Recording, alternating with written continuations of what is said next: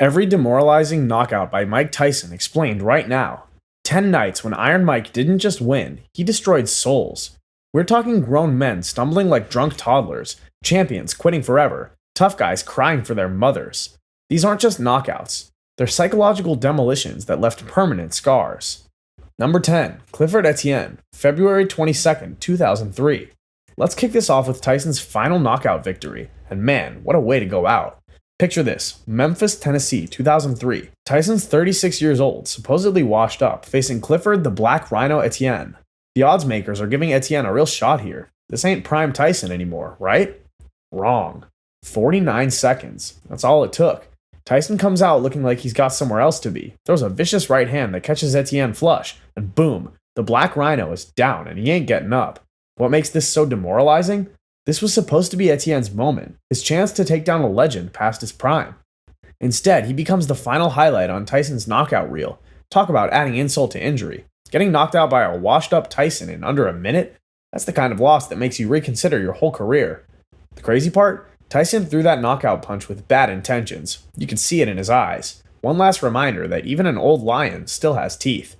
Etienne later said he never saw the punch coming. That's the Tyson effect, folks. Even at 36, he could still make grown men disappear.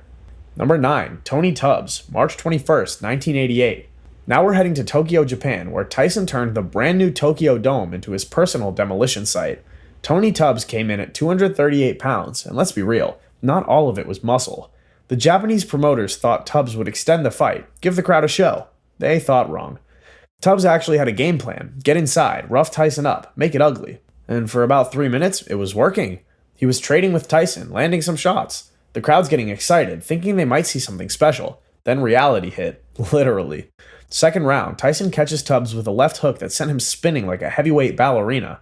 I'm not exaggerating, Tubbs literally spun around before crashing to the canvas at 2 minutes 54 seconds of the round. His corner threw in the towel before the referee even finished counting.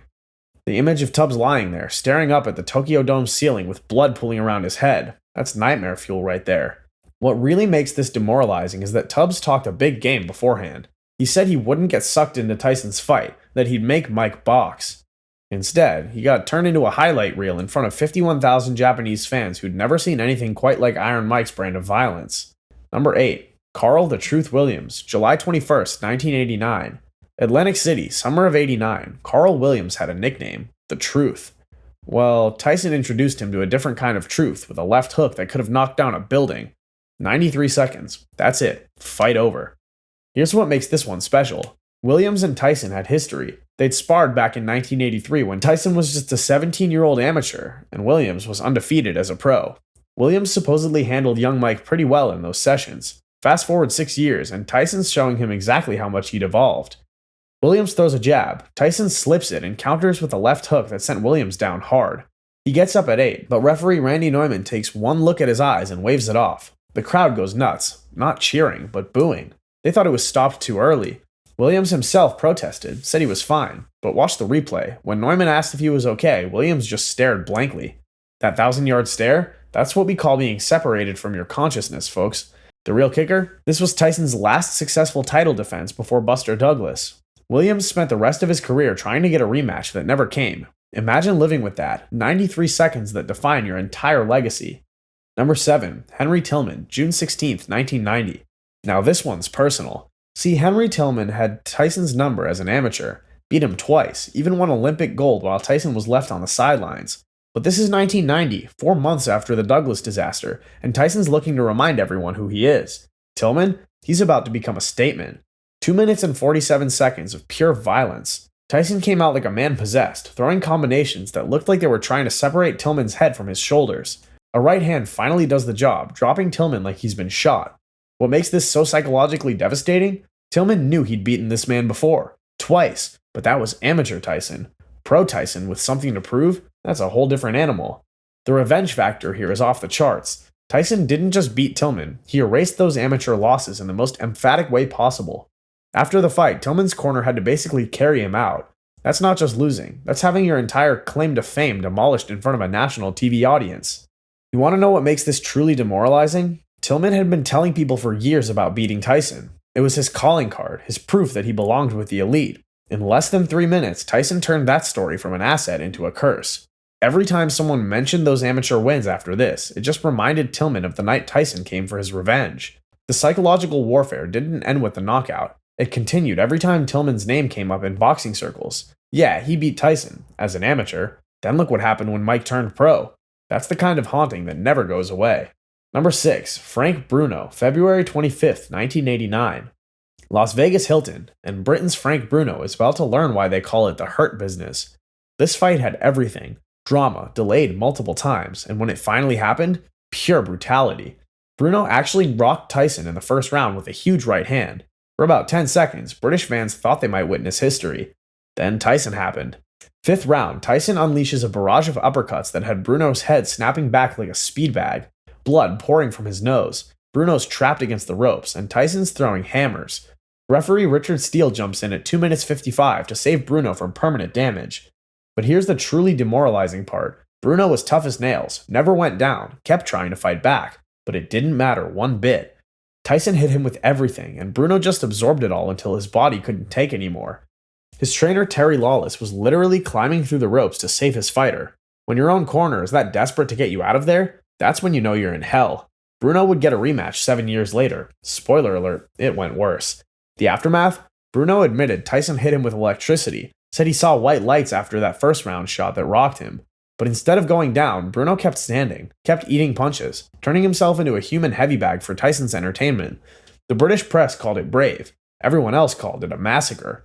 Bruno's face was so swollen after the fight that his own kids didn't recognize him at the airport. That's not just a loss, that's facial reconstruction via boxing gloves. 7 years later, when they fought again, Bruno lasted 3 rounds. The man literally got worse at surviving Tyson with experience. Number 5. Larry Holmes, January 22nd, 1988. This is where we get into legacy-destroying territory. Larry Holmes, former champion, conqueror of Ali, owner of one of the best jabs in heavyweight history. He'd been retired for 2 years, lured back by a $2.8 million payday. He was 38, a grandfather, and about to become a victim. 4th round, Tyson drops Holmes 3 times. 3 times in 1 round. The first knockdown, Holmes goes down from a right hand and gets up looking confused. The second knockdown, a right hook puts him down again, but now he's stumbling like a drunk man at closing time. The third, another right hand, and referee Joe Cortez doesn't even bother counting. Fight over at 2:55 of the 4th. But here's what makes this truly demoralizing. Holmes had never been knocked out before. Ever. In 48 fights against the best heavyweights of his era, nobody had put Larry Holmes on his back and kept him there. Tyson didn't just beat him, he made Holmes look like he didn't belong in the same ring. The man who went 15 rounds with Ali, who beat Norton, Shavers, and Cooney, reduced to stumbling around like a novice. The psychological damage? Holmes said before the fight he was going to expose Tyson, called him a dirty fighter. After, he praised Tyson and basically admitted he was in over his head. When Larry Holmes, one of the all-time greats, admits you're too much for him, that's demoralizing on a historical level. Here's what nobody talks about. Tyson was avenging Muhammad Ali. Holmes had beaten an over-the-hill Ali in 1980, and young Tyson watched it happen, hating every second. This wasn't just a title defense, it was payback for his hero. Holmes knew it too. After the first knockdown, you can see it in his eyes. He realizes this isn't about money or titles. This is about retribution. Tyson hit him with 8 years of stored-up anger, and Holmes felt every ounce of it. The man who'd beaten 48 professional fighters became Tyson's sacrificial offering to Ali's legacy. Number 4. Marvis Frazier, July 26, 1986. 30 seconds. That's not a fight, that's an execution. Marvis Frazier, son of Smokin' Joe, walked into the ring at Glens Falls with a name, a legacy, and genuine boxing skills. 30 seconds later, he's unconscious, slumped against the ropes, and his famous father is being criticized for even allowing this fight to happen. The sequence is horrifying in its efficiency. Tyson backs Frazier into the corner immediately, throws a jab to set him up, then unleashes 2 uppercuts, the second one basically shutting off Frazier's brain like hitting a light switch. Frazier's falling, but Tyson's still punching, landing shots while the man is literally unconscious on his feet. Referee Joe Cortez stops counting at 5 because what's the point? Frazier's not just down, he's in another dimension.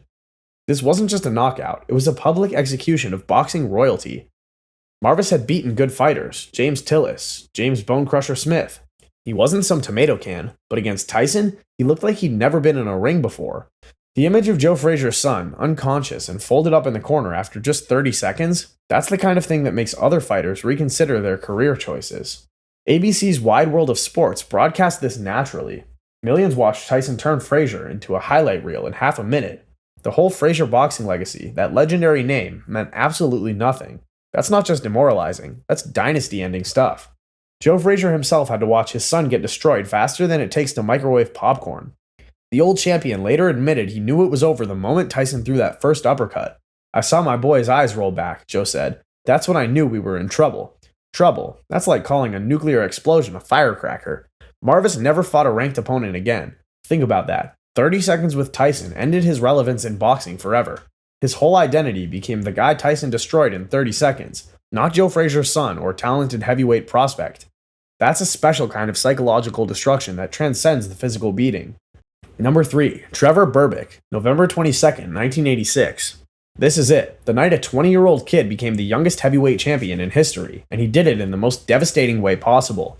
Trevor Berbick wasn't just any champion. He was the man who retired Ali, a tough Jamaican who'd never been stopped. Then he met Hurricane Tyson. Second round, Tyson lands a right to the body, follows with a left hook to the temple, and what happens next is boxing folklore. Berbick goes down, gets up, falls down again, stumbles across the ring, falls into the ropes, tries to get up again, and his legs just won't work. He's like a newborn deer on ice, completely unable to control his own body. Mills Lane stops it at 2 minutes 35, while Berbick is still trying to figure out which way is up. The visual of Berbick stumbling around, his equilibrium completely shot, became the defining image of Tyson's destructive power. This wasn't just a knockout, it was a complete shutdown of another human being's motor functions. Berbick literally couldn't stand up for several minutes after the fight ended. What makes this psychologically devastating? Berbick was a legitimate champion who'd beaten Pinklin Thomas for the title. He was supposed to be too experienced, too tough for the young Tyson.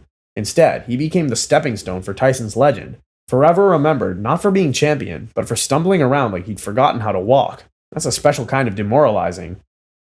The replays made it worse for Berbick. Every sports show, every boxing documentary, every greatest knockouts compilation. There he is, stumbling around like a drunk at a wedding. His legs betraying him not once, not twice, but 3 times as he tried to stand. The referee had to literally hold him up to stop him from falling again. Berbick later said he didn't remember anything after the first knockdown. His brain had checked out, but his body kept trying to fight, creating one of the most disturbing scenes in boxing history. This wasn't just losing a title, this was having your dignity stripped away on international television, turned into a permanent GIF for human destruction that still gets shared on social media nearly 40 years later. Number 2. Michael Spinks, June 27th, 1988. Atlantic City, the biggest fight in boxing history at that time. Michael Spinks, undefeated, never been knocked down, conqueror of Larry Holmes twice, legitimate light heavyweight great who moved up and dominated heavyweights. The bookmakers had him as a decent bet to beat Tyson. Donald Trump and Muhammad Ali were ringside. The whole world was watching. 91 seconds later, it was over. First knockdown comes from a body shot. Spinks takes a knee, something he'd never done in 31 professional fights. He gets up, looking shocked. Then Tyson throws a right hand that Spinks literally ducks into, and boom. Spinks is flat on his back, staring at the lights, his legs twitching. Frank Cappuccino counts him out while Spinks tries to figure out what planet he's on. The build-up to this fight was insane. Months of negotiations, record-breaking purses, questions about who the real champion was. Spinks was supposed to be Tyson's biggest test, the guy with the style and smarts to solve the Tyson puzzle. Instead, he became Tyson's masterpiece. Spinks made $13.5 million for 91 seconds of work, but he never fought again. One night with Tyson was enough to end his entire career. The most demoralizing part? Spinks admitted later he was terrified before the fight even started.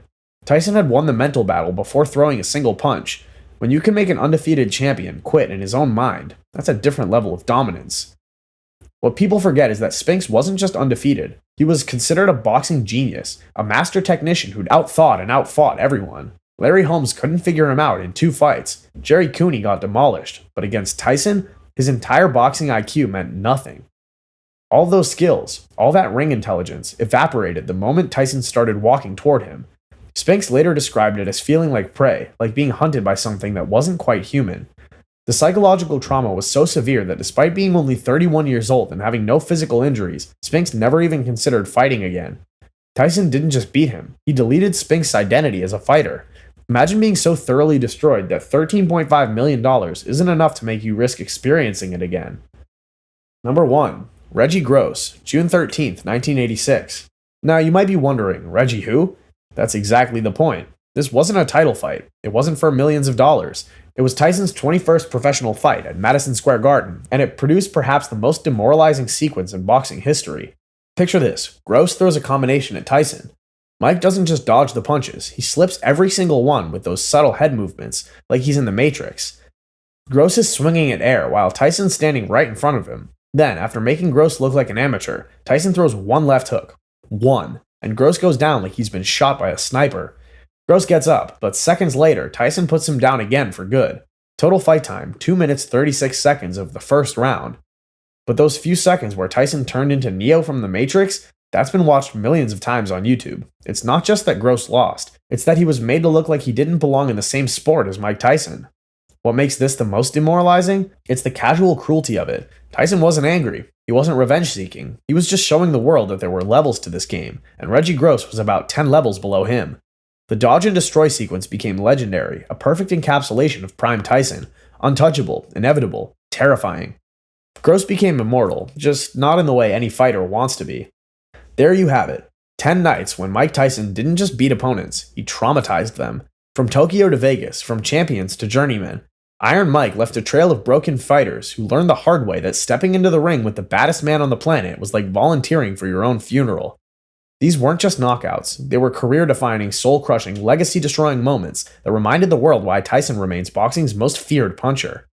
Love him or hate him, you can't deny the pure terrifying brilliance of Mike Tyson in his prime. If this video got your adrenaline pumping, smash that subscribe button harder than Tyson hit Spinks, and remember, everyone has a plan until they get punched in the mouth.